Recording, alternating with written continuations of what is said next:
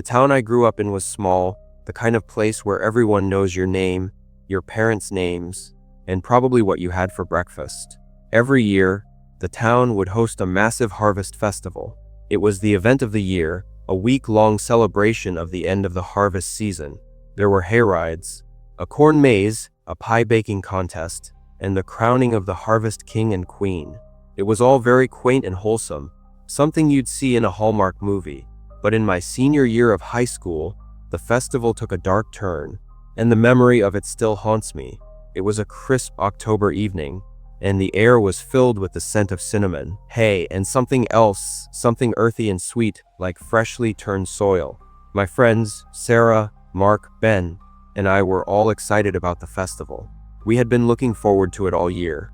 The highlight for us was always the corn maze. It was legendary. Acres and acres of corn stalks that towered over you, with a winding, confusing path that was almost impossible to navigate without getting lost. That was the fun of it, or so we thought. That year, the theme of the corn maze was the legend of the Harvest King. The local legend was that a long time ago, a farmer had gotten lost in the cornfield during a particularly harsh winter. He was never found, but every year, on the night of the harvest moon, his spirit is said to return to the cornfield, searching for a new king and queen to take his place. It was just a spooky story to scare the kids, but it added to the thrill of the maze.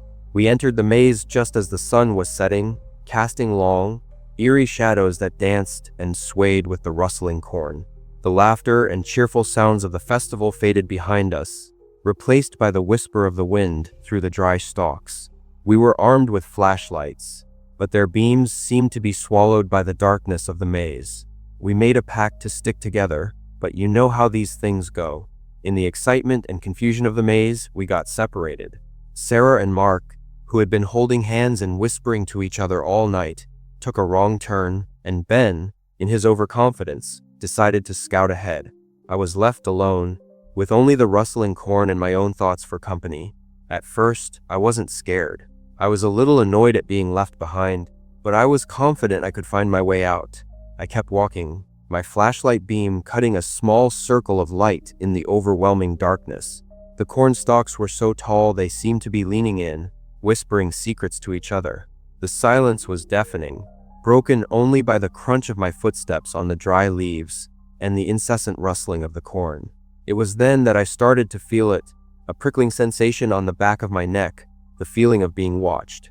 I tried to shake it off, telling myself it was just my imagination getting the better of me, but the feeling persisted, growing stronger with each passing minute. I started to walk faster, my heart pounding in my chest. I called out for my friends, but my voice was swallowed by the cornfield. The only reply was the rustling of the leaves, which now sounded like hushed laughter. I was starting to panic. The maze, which had seemed like a fun challenge a few minutes ago, now felt like a prison. I turned a corner and came to a dead end. Frustrated, I turned back, only to find that the path I had come from was gone. The corn stalks had shifted, or maybe I had just gotten turned around. I was officially lost. It was then that I saw it. At the end of the path, just at the edge of my flashlight beam, was a figure. It was tall and gaunt, with long, spindly limbs. It was wearing what looked like old, tattered farmer's overalls, and its head was a grotesque, oversized pumpkin, carved with a leering, jagged smile. It was a scarecrow, I told myself, just a prop for the maze. But then it moved. It took a slow, deliberate step towards me, its movements jerky and unnatural. I was frozen in terror, my flashlight beam shaking in my hand. The scarecrow tilted its pumpkin head, the carved eyes seeming to stare right into my soul. I could hear a faint, rattling sound, like dry seeds shaking inside a gourd. I finally found my voice and screamed, a raw, primal scream that tore through the silence of the cornfield. I turned and ran, not caring where I was going, just wanting to get away from that thing. I ran blindly through the maze, the corn stalks scratching at my face and arms. I could hear the scarecrow behind me, its footsteps a steady, rhythmic thud on the ground. It was impossibly fast, and I knew I couldn't outrun it for long. I stumbled and fell, my flashlight flying out of my hand and extinguishing as it hit the ground. I was plunged into darkness, the only light coming from the faint glow of the harvest moon filtering through the corn stalks. I scrambled to my feet and kept running, my lungs burning, my legs feeling like lead. I could hear the scarecrow getting closer, its rattling breath right behind me. I risked a glance over my shoulder and saw its grotesque pumpkin face, its jagged smile seeming to glow in the moonlight. I knew then that I was going to die. I was going to be the next victim of the Harvest King. Just when I thought it was all over, I burst out of the corn maze and into the bright, cheerful lights of the festival. I collapsed on the ground, gasping for breath, my body shaking uncontrollably. My friends rushed over to me, their faces a mixture of concern and confusion. They had been waiting for me at the exit for the last 20 minutes. I tried to tell them what I had seen, but the words wouldn't come out. I just pointed at the entrance to the corn maze, my eyes wide with terror. The security guards went into the maze to investigate, but they found nothing. No scarecrow, no one in a costume, nothing out of the ordinary. My friends tried to comfort me, telling me that I had probably just gotten spooked by the dark and the stories. But I knew what I had seen. The image of that leering pumpkin face is burned into my memory, a constant reminder of the night I came face to face with the Harvest King. The Harvest Festival is still held every year in my hometown, but I've never been back. I can't bring myself to go near that cornfield, for fear of what might be waiting for me in the dark, rustling stalks. My grandparents lived in a large, old house on a quiet, tree-lined street called Chestnut Lane. The house had been in our family for generations, and it was filled with memories. I spent many happy childhood summers there, exploring its dusty attic, playing in its overgrown garden, and listening to my grandmother's stories. But there was always one room in the house that was off limits: the basement. My grandfather, a stern, practical man, had always told us that the basement was old and unsafe, and he had locked the door and forbidden us from going down there. When my grandparents passed away, my parents inherited the house. They decided to renovate it and sell it, and I, being a struggling college student with a lot of free time, volunteered to help them clean it out. It was a daunting task. The house was filled with a lifetime of accumulated possessions, and it took us weeks to sort through everything. As we were clearing out the last of the furniture, we came to the basement door. It was a heavy, oak door with a large, rusty padlock. My dad, with a sigh, said that he had no idea where the key was, and that we would probably have to break the lock. We managed to pry the lock off with a crowbar, and the door creaked open with a groan of protest. A wave of musty, damp air washed over us, and we were hit with a smell that I can only describe as old and wrong. It was a smell of decay and something else, something sweet and cloying that made my stomach turn. We flicked on the light switch, but nothing happened. The bulb had probably burned out years ago. My dad went to get a flashlight, and I was left alone at the top of the stairs, peering into the inky blackness of the basement. When my dad returned with a powerful flashlight, we cautiously made our way down the steep, wooden stairs. The basement was much larger than I had imagined. It was a labyrinth of stone walls, low-hanging pipes, and dark, shadowy corners. The air was thick and heavy, and I had the unsettling feeling that we were not alone. The flashlight beam cut through the darkness, revealing shelves lined with old jars of preserves, stacks of yellowed newspapers, and forgotten pieces of furniture draped in white sheets, like silent, waiting ghosts. As we were exploring the basement, my dad's flashlight beam fell on something in the far corner of the room. It was a large, wooden chest, bound with iron straps and covered in a thick layer of dust. It looked ancient, like something out of a pirate movie. My dad, his curiosity piqued, decided to try and open it. The chest was locked, but the lock was old and rusted, and we managed to break it with the crowbar. With a groan of protest, the lid of the chest creaked open. The smell that hit us was overpowering, a sickeningly sweet stench of decay that made us gag. We shone the flashlight into the chest, and what we saw made our blood run cold. The chest was filled with old, yellowed photographs, children's toys, and a collection of small animal bones. But that wasn't the worst of it. At the bottom of the chest, nestled amongst the bones and toys, was a small, leather-bound diary. My dad reached in and picked up the diary, his hands shaking. He opened it to the first page, and we saw that it was written in a child's looping, innocent cursive. The diary belonged to a young girl named Emily, and it was dated 1923. As we read through the diary, a horrifying story began to unfold. Emily was a lonely, imaginative child who had created an imaginary friend to keep her company. She called him Mr. Longlegs, and she described him in chilling detail. Mr. Longlegs was a tall, thin man who lived in the basement. He had long, spindly limbs, and he would come out at night to play with her. At first, the diary entries were innocent enough. Emily wrote about the games she played with Mr. Longlegs, the songs he sang to her, and the stories he told her. But as we read on, the entries took a dark and disturbing turn. Emily wrote that Mr. Longlegs was getting possessive. He didn't want her to play with other children, and he would get angry if she didn't spend all her time with him. He started to ask her to do things that she knew were wrong. He asked her to bring him presents, small animals that she would find in the garden. He would take the animals down to the basement, and she would hear strange, unsettling noises coming from below. The last entry in the diary was short and frantic. Emily wrote that Mr. Longlegs was angry with her. He said that he was tired of his presents and that he wanted a new one, a special one. He wanted a playmate who would stay with him in the basement forever. The last sentence in the diary was a chilling, desperate plea. "Is coming for me. Please, someone help me." We stood there in the silence of the basement, the flashlight beam trembling in my dad's hand. We were both speechless, horrified by what we had just read. We had to get out of there. We slammed the lid of the chest shut and ran up the stairs, not stopping until we were out of the house and in the fresh, clean air of the garden. We called the police, and they came and investigated the basement. They found the chest, the diary, and the animal bones. They also found something else.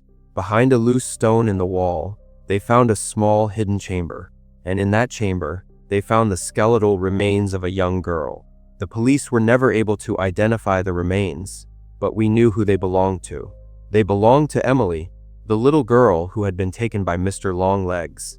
We sold the house soon after that, and I never set foot in it again. But the memory of that basement, of that diary, and of the sweet, cloying smell of decay still haunts me. I can't help but wonder what happened to Mr. Longlegs. Did he leave with Emily? Or is he still there, in the darkness of the basement, waiting for a new playmate? There's a stretch of road in my hometown that everyone avoids after dark. It's called Black Creek Road, and it's a winding, two-lane road that cuts through a dense, dark forest. The road is old and poorly maintained, with potholes that could swallow a small car and no streetlights for miles. But it's not the poor condition of the road that keeps people away. It's the ghost. The legend of the Black Creek Road ghost has been around for as long as I can remember. The story goes that a young woman was killed in a car accident on that road many years ago. She was on her way to her wedding, and she was so distraught at having her life cut short that her spirit has been haunting the road ever since. They say that if you drive down Black Creek Road at night, you can sometimes see her, a lone figure in a white dress, walking along the side of the road. I had always been a skeptic. I didn't believe in ghosts or any of that supernatural nonsense. I thought the story of the Black Creek Road ghost was just a silly urban legend, something to scare the teenagers and keep them from drag racing on the old, deserted road. But one night, my skepticism was put to the test, and I came face to face with the ghost of Black Creek Road. It was a cold, foggy night in late October. I was driving home from a friend's house, and I was running late. I had a curfew, and I knew my parents would be worried if I wasn't home on time. The quickest way home was to take Black Creek Road. I hesitated for a moment, the old stories about the ghost flashing through my mind. But I was in a hurry, and I told myself that it was just a silly superstition. I turned onto Black Creek Road, my headlights cutting through the thick, swirling fog. The road was even creepier than I had imagined. The trees on either side of the road were tall and menacing, their branches like skeletal fingers, reaching out to grab my car. The fog was so thick I could barely see a few feet in front of me, and I had to slow down to a crawl. The only sound was the hum of my engine and the crunch of gravel under my tires. I had the unsettling feeling that I was the only person on the road, the only person for miles around. I had been driving for about 10 minutes when I saw her. At first, I thought my eyes were playing tricks on me. A figure, shrouded in the fog, was walking along the side of the road. As I got closer, I could see that it was a woman. She was wearing a long, white dress, and her long, dark hair was blowing in the wind. She didn't seem to notice my car. She just kept walking, her head down, her shoulders slumped. My heart started to pound in my chest. This couldn't be happening. It had to be a prank, someone dressed up in a costume, trying to scare people. But as I drove past her, I got a good look at her face. Her skin was pale, almost translucent, and her eyes were dark and empty, like two bottomless pits. There was an overwhelming sadness about her, a sense of loss and despair that was almost palpable. I knew then that this was no prank. This was the ghost of Black Creek Road. I sped up, wanting to put as much distance between myself and the ghost as possible. I didn't look in my rearview mirror. I was too scared of what I might see. I just kept driving, my hands gripping the steering wheel so tightly my knuckles were white. I finally reached the end of Black Creek Road and turned onto the main highway, the bright lights of the street lamps a welcome sight. I was safe. I thought that was the end of it, but it wasn't. When I got home, I told my parents what had happened. They were worried, of course, but they tried to rationalize it, telling me that it was probably just a trick of the light, a figment of my imagination. I wanted to believe them, but I couldn't. I knew what I had seen. The next day, I did some research on the Black Creek Road ghost. I went to the local library and looked through the old newspaper archives. I found an article from 1957 about a young woman named Sarah who had been killed in a car accident on Black Creek Road. She was on her way to her wedding, and her car had skidded off the road and crashed into a tree. The article had a picture of her, and my blood ran cold when I saw it. It was the same woman I had seen on the road. I have never driven down Black Creek Road again, and I never will. I know that the ghost of Sarah is still out there, walking that lonely stretch of road, forever searching for the wedding she never had. And I know that if you drive down that road at night, you might just see her, a sad, lonely figure in a white dress, a reminder that some stories are more than just legends. My family moved into a new house in the fall of my sophomore year of high school. It was a big, old farmhouse on the outskirts of town, with a large, wraparound porch, a sprawling, overgrown garden, and a big, red barn. The house had been empty for years, and it was in a state of disrepair, but my parents saw its potential, and they were excited to fix it up and make it our own. I, on the other hand, was less than thrilled. I had to leave all my friends behind, and the house, with its creaky floors and peeling wallpaper, gave me the creeps. The first few weeks in the new house were a whirlwind of unpacking and renovating. My parents were so busy with the house that they didn't have time to notice the strange things that were happening. The doors that would creak open on their own, the cold spots that would appear out of nowhere, the faint, whispering sounds that I would hear at night.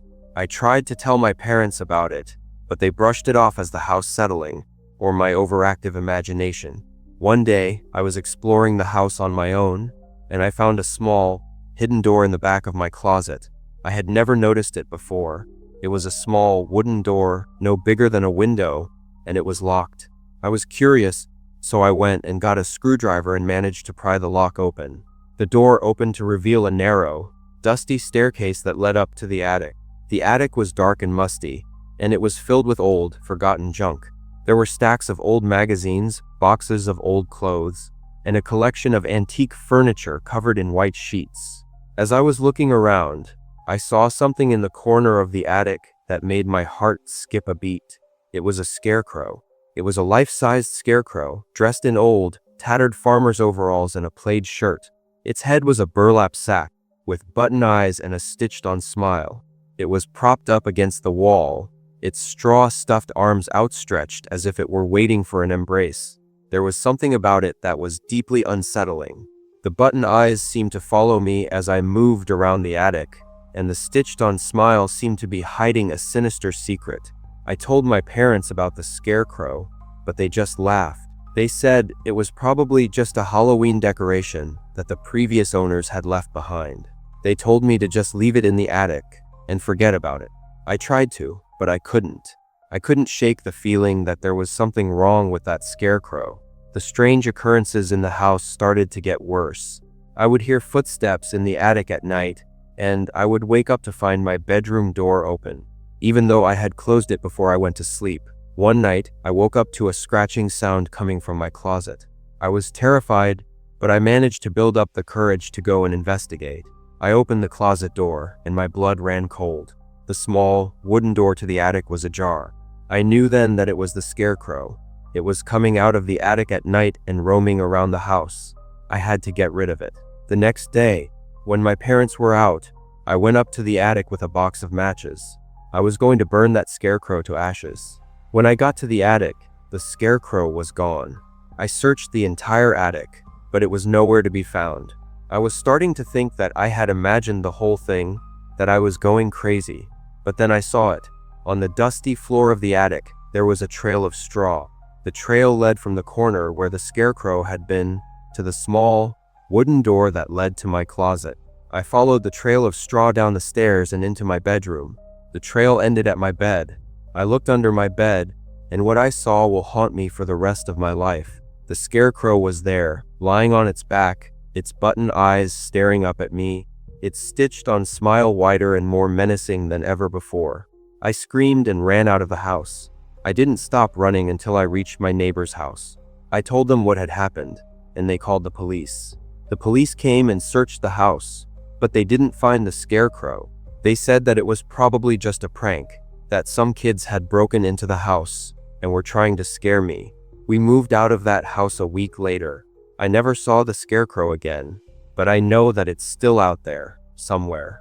And I know that it's still looking for a new playmate. So if you ever move into an old farmhouse and you find a scarecrow in the attic, don't just leave it there. Get rid of it. Burn it. Do whatever you have to do to get it out of your house. Because if you don't, you might just find it under your bed one night, waiting for you with its button eyes and its stitched-on smile.